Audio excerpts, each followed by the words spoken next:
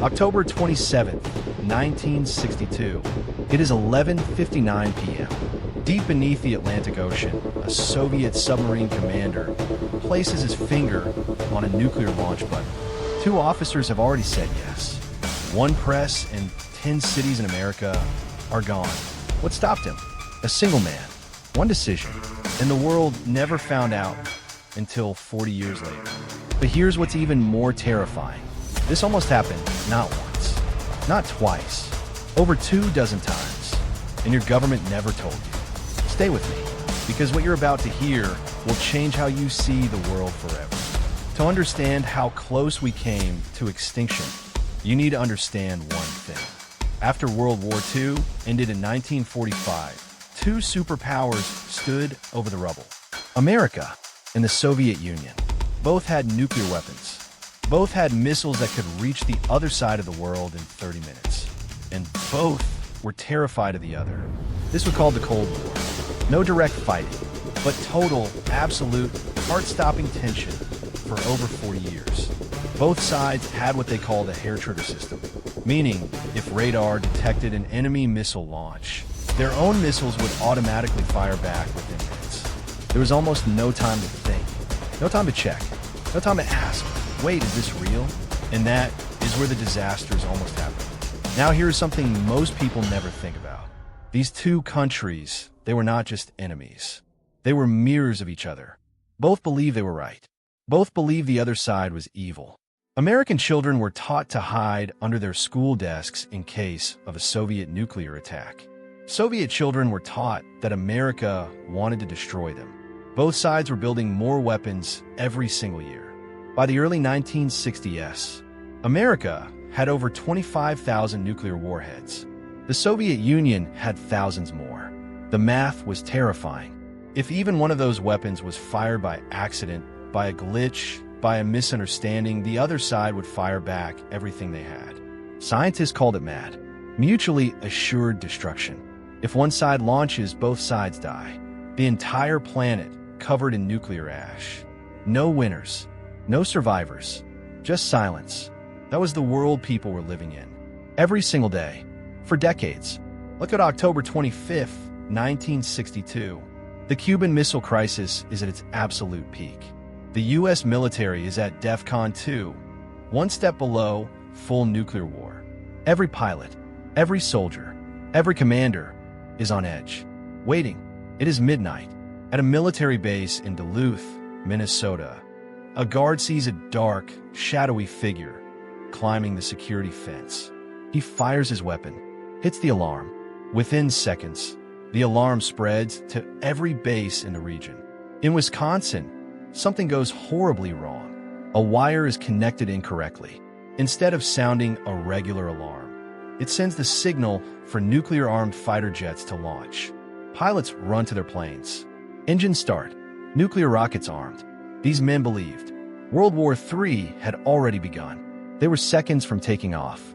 And then an officer jumps in his car, drives full speed to the runway, flashing his headlights frantically. The planes stop.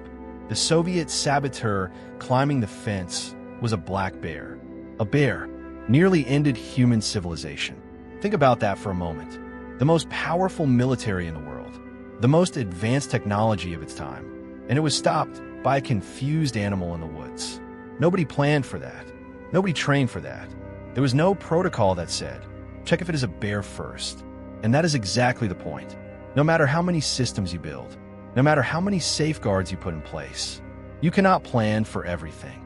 The world came within seconds of nuclear war because of something so random, so absurd that nobody would ever believe it if it was written in a history book. But it happened. It is documented, and it is terrifying. But the bear incident was not the most dangerous moment. Not even close.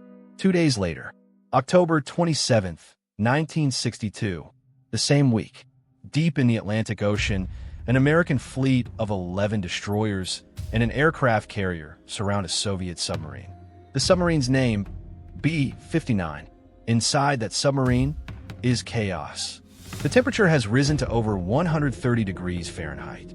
Machinery is shorting out. They have lost all communication with Moscow. And now, American warships are dropping depth charges all around them. The Soviet captain makes a decision. They are attacking us. The war has started. We must launch. The torpedo he wanted to fire was nuclear. The blast radius would have destroyed the entire American fleet. America would have responded with nuclear strikes on Moscow. Moscow would fire back. Within 24 hours, hundreds of millions of people would be dead. To launch, 3 officers needed to agree. The captain said yes. The political officer said yes. The third man said no. His name was Vasili Arkhipov, a quiet officer, not famous, not powerful. He simply said, "We do not have confirmation. We will not launch." The captain argued, screamed, demanded. Arkhipov did not move. The torpedo was never fired. One man saved the world, and for 40 years, nobody knew his name. Arkhipov was born in 1926 in a small village outside Moscow. He was not a hero in any traditional sense. He had no medals for bravery. He had never led a famous mission, but he had something far more rare. He had calmness under pressure so extreme that most human beings would simply break. Inside that submarine, the heat was unbearable. Men are passing out. The walls were vibrating from the depth charges exploding outside. Every instinct, every emotion, every piece of training was screaming at him that the war had already started, that they were already dead if they didn't fight back. And yet, Arkhipov sat still, breathed, and thought clearly when nobody else could. When the world finally learned his story in 2002, 40 years after that night in the ocean, a peace organization gave him an award. His wife accepted it on his behalf because Vasili Arkhipov had died 5 years earlier, never knowing that the world knew what he had done, never knowing that historians would one day call him the man who saved the world. Fast forward to September 26, 1983. The Cold War is raging again. Tensions are higher than they've been in years. At a Soviet early warning facility outside Moscow, Lieutenant Colonel Stanislav Petrov is on duty. At 12:14 a.m., the alarm goes off. The computer is screaming. Missile launch detected. American missile. Incoming. Petrov stares at the screen. Protocol is clear. Report this immediately to senior commanders. Senior commanders will order an immediate nuclear counterstrike. The entire Soviet nuclear arsenal aimed at America, ready to fire. But Petrov hesitates. Why would America only launch one missile? He thinks, if they wanted to destroy us, they would launch hundreds. The alarm changes. 5 missiles now. 5 incoming missiles detected. Every person in that room is screaming at Petrov to report it. His finger is on the phone. He does not pick it up. He marks it as a false alarm. On his own, against all protocol. He was right. The Soviet satellite system had malfunctioned. It had confused sunlight reflecting off clouds for missile launches. Petrov was not rewarded. He was not celebrated. He was quietly told to never speak about this incident. He died in 2017. Almost nobody knew what he had done. What makes Petrov's story even more haunting is what was happening politically at that exact moment. Just 3 weeks earlier, the Soviet military had shot down a Korean passenger airplane. Korean Air Flight 007. They thought it was an American spy plane. 269 people died. The world was furious. America and the Soviet Union were exchanging the harshest words they had used in decades. President Reagan had called the Soviet Union an evil empire. Soviet leaders genuinely believed, that America was preparing a first strike, that a nuclear attack was coming. So when that alarm went off at 12:14 a.m., it was not just a random false alarm in peaceful times. It came at the single most dangerous political moment in years. The men in that control room were already convinced war was coming. Petrov knew that. He knew that if he picked up that phone, the people on the other end would believe it immediately, because they were already waiting for it, and he still did not pick it up. That decision in that room, on that night, may be the single most consequential choice any individual human being has ever made in modern history. 3 incidents, 3 moments when everything almost ended.